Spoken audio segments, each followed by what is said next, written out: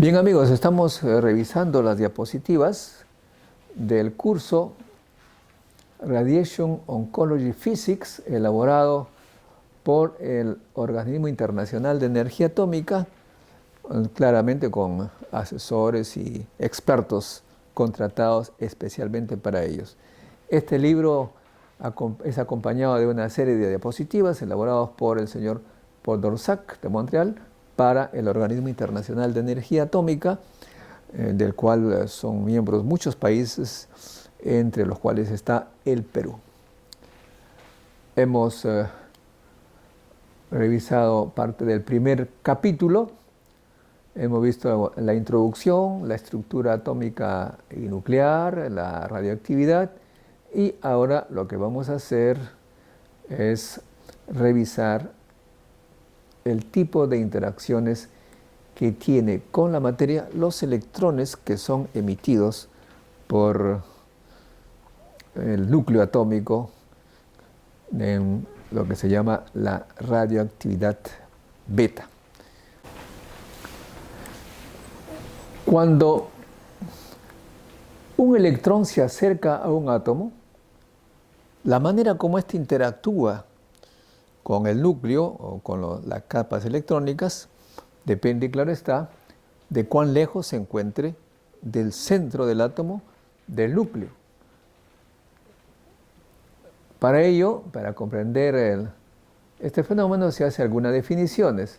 En primer lugar, A minúscula es el radio del átomo, es decir, el radio de las órbitas externas de los electrones que giran alrededor del núcleo. Y B es el parámetro de impacto del haz de los electrones que vienen, en este caso horizontalmente. Se traza una perpendicular a partir del núcleo hacia la línea recta por el que se aproxima el electrón, y el B es el parámetro de impacto. Dependiendo del valor de B, vamos a ver que la interacción con el núcleo es diferente. Cuando el parámetro de impacto es mucho mayor que el radio del átomo, es decir, está muy lejos del átomo, claro está, pues no hay gran interacción y se produce lo que se llama la colisión blanda. Una colisión que no es catastrófica y, por supuesto, hay una pérdida pequeñísima de la energía cinética que trae el electrón por interacción coulombiana, en este caso por el núcleo y también por la nube electrónica, que además hace una pantalla y que nos hace sentir toda la fuerza del núcleo que es positivo. El núcleo que es positivo estaría atrayendo al electrón, pero como este núcleo está rodeado por electrones, pues hay una especie de apantallamiento. Muy bien, esa es la colisión blanda. Luego se tiene, claro está, la situación en que el parámetro de impacto es más o menos similar al radio de las órbitas electrónicas. En este caso, se trata de lo que se llama la colisión dura con los electrones orbitales, es decir, con los electrones que están girando alrededor del núcleo. Va a haber una interacción de los electrones que se acercan en forma, en este caso, horizontal. Cuando hay esa interacción dura, hay una pérdida de la energía cinética de los electrones incidentes, que más o menos está del orden del 50%. Es un orden de magnitud, claro está. Muy bien. Y luego se tiene el caso en que el B es mucho menor que A. Aquí esta figura no corresponde a la condición, porque si B es mucho menor que A, significa que ya los electrones están pasando cerca al núcleo. En este caso, lo que ocurre es una desviación de los electrones atraídas por el núcleo. El núcleo atrae, puesto que tiene carga positiva, atrae al núcleo, o sea que lo hace curvar, ¿no? Una especie de aceleración hacia el centro del núcleo, por eso hay una desviación. Esta desviación significa entonces una aceleración del electrón, de la carga. Y como sabemos, las cargas cuando están aceleradas, desviadas, van a emitir una radiación, que es lo que se llama la radiación de frenado, el Bremsstrahlung, ¿no? Todo ello pasa cuando el B es mucho menor que A, es decir, cuando los electrones están cerca al núcleo. Y claro, en este caso hay una pérdida de energía que va pues, en algunos casos, a hacerle perder cerca al 100% de la energía, en algunos casos. Muy bien, la pérdida de energía de los electrones que se acercan a los átomos, sea en la colisión blanda, dura, y la colisión de radiación, esa pérdida de energía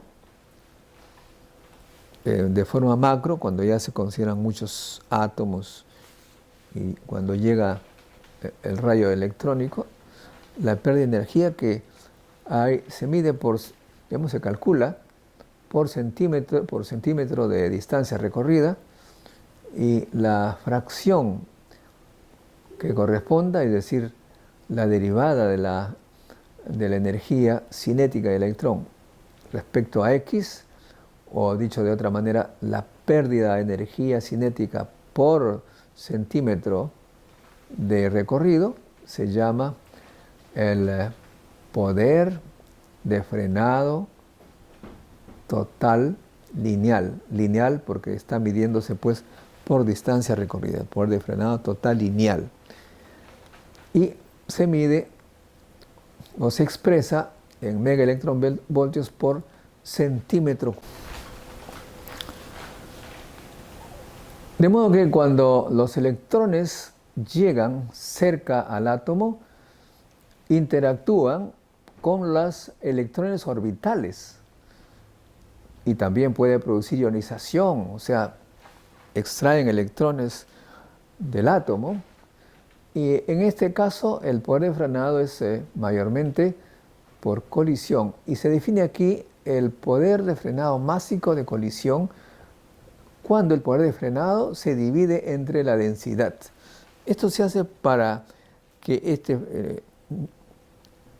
esta cifra sea independiente de la densidad del material, para que no tengamos en cuenta si es agua, gas o líquido, en el caso del agua, por ejemplo. Luego viene el poder de frenado másico de radiación, que es cuando los electrones se acercan mucho al núcleo, pierden energía, dijimos, por estar irradiando debido a la aceleración que le imprime el núcleo. De modo que hay dos tipos de poder de frenado másico, por colisión y radiación. La suma de ambos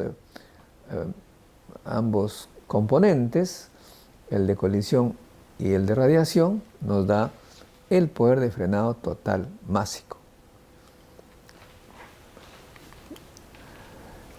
El poder de frenado de los electrones, ya lo vimos, tiene características especiales porque hay una componente por colisión y otra componente por radiación. En cambio, si se trata de partículas cargadas más pesadas, ya la aceleración no es tan marcada como el caso de los electrones. Un protón, por ejemplo, tiene 2000 veces más masa que un electrón.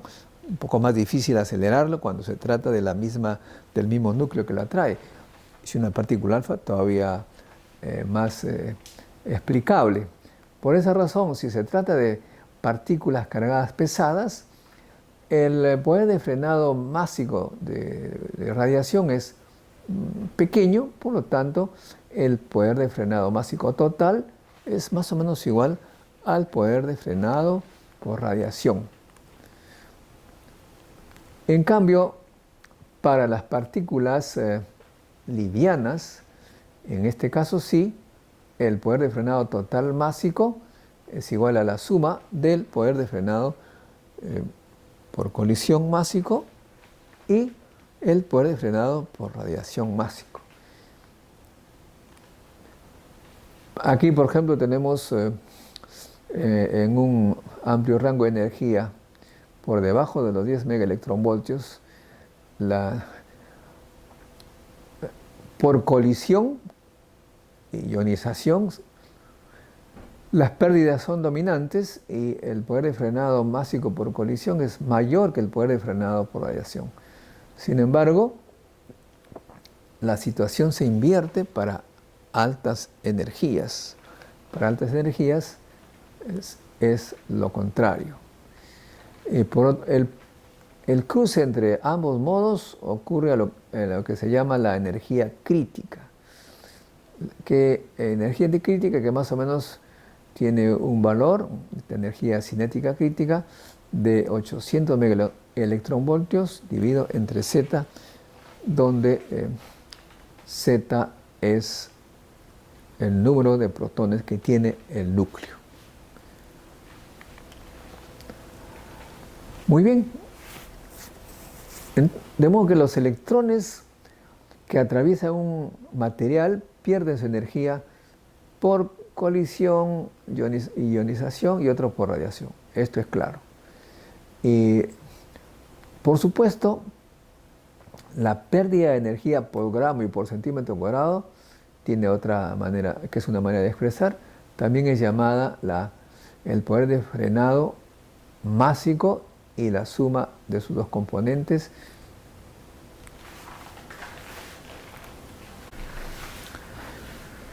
En esta diapositiva, siempre refiriéndose a la interacción de los electrones con el átomo, se toma en cuenta la tasa de pérdida de energía por colisión de los electrones. Y esto depende de la energía cinética del electrón y la densidad en electrones del material que absorbe. En la figura tenemos en el eje horizontal la energía cinética de los electrones incidentes y en el eje vertical el poder de frenado por colisión másico. Y se compara en este caso tres curvas: el poder de frenado por colisión másico del agua, del aluminio y del plomo. Notan que el que tiene mayor poder de frenado por colisión es el agua que el plomo. ¿Por qué razón? Porque si consideramos la densidad, el agua tiene mucho menos electrones por unidad de masa que el plomo, por su constitución. Por esa razón se dice pues que la pérdida de energía por colisión, la tasa de pérdida de energía por colisión de los electrones es mayor en el agua que en el plomo. Para el caso del poder de frenado por radiación sucede lo contrario. Ahora en la figura tenemos en el eje horizontal siempre la energía cinética del electrón incidente y en el vertical el poder de frenado por radiación másico. Y claro, en este caso las líneas sólidas se refieren a ese poder de frenado másico por radiación. Y vemos aquí que es lo contrario, que el plomo tiene mayor poder de frenado por radiación que el aluminio y el agua. ¿A qué se refiere? ¿Por qué razón es esto? Porque cuando se acerca al núcleo, ya está, atravesó la capa de electrones, ya ahí pesa, bueno, tiene mucha influencia el número de protones. Y vemos pues que este poder de frenado por radiación aumenta con la energía cinética de los electrones. Muy bien. Y si nosotros consideramos entonces ya la combinación de estos dos, tenemos el poder de frenado o la pérdida de energía total por los electrones que atraviesan un material. ¿De qué va a depender? Ya, obviamente, de la energía cinética del electrón, el número atómico del material absorbente y la densidad electrónica de este absorbente. Es pues una combinación. Y pues, porque el poder de frenado másico total es la suma del poder de frenado másico por colisión y el poder de frenado másico por radiación. Aquí en la figura la tenemos, nuevamente en el eje horizontal está la energía cinética del electrón incidente y en el vertical el poder de frenado másico total. Y claro, las líneas sólidas, en lo que se refiere el tema, es la pérdida de energía total de los electrones que están atravesando el material. Y vemos que en este caso el agua siempre tiene un poder de frenado mayor que el plomo, pero miren ustedes cómo ya cuando se pasa una determinada energía, ya las cosas se invierten. Deben notar también aquí que la escala en el eje vertical es logarítmica, 0, 0, 1, 0, 1, 1, 10. Tienen entonces una idea de cómo es complicada esta situación, cómo los electrones que inciden sobre un material pierden su energía de diferente manera, dependiendo pues de una serie de factores. Bien, aquí ya tomamos el caso concreto del agua, del aluminio y del plomo para ver cómo varía el poder de frenado másico total en función de la energía del electrón incidente. Aquí tenemos, son las curvas sólidas, continuas. Este es el poder de frenado másico total. Las líneas interrumpidas se refiere al poder de frenado másico por colisión y las punteadas es el poder de frenado másico por radiación. Siempre tener en cuenta que la escala aquí es logarítmica. De modo que noten ustedes que cuando suman el poder de frenado másico por colisión, que es esta, más el poder de frenado másico por radiación, el resultado es las líneas sólidas, que es el poder de frenado total. Muy bien.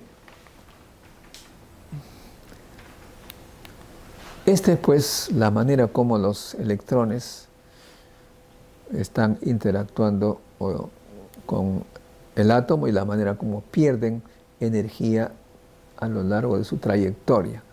El poder de frenado tiene que ver con eso, cómo va perdiendo la energía los electrones en una trayectoria dentro de un material absorbente, el que absorbe la energía.